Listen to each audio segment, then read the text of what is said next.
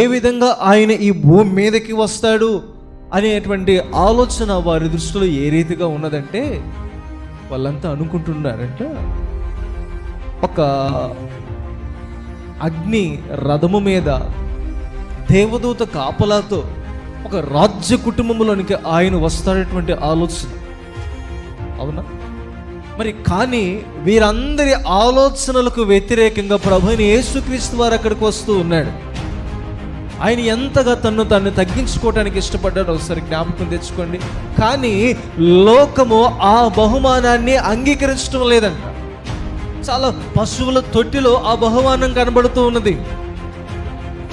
అతి దీన స్థితిలో ఆ బహుమానం వారికి కనబడుతున్నందున ప్రజలు దేనిని అంగీకరించలేకపోతున్నారు, ఏ బహుమానాన్ని స్వీకరించలేకపోతున్నారంటే, దేవుడే తనకు తానే చుట్టుకున్న ఆ బహుమానాన్ని ప్రజలు ఎవరు కూడా అంగీకరించడం లేదు. ఈరోజు నీవు నేను చుట్టుబడిన ఆ బహుమానాన్ని మనం అంగీకరించగలుగుతున్నామా?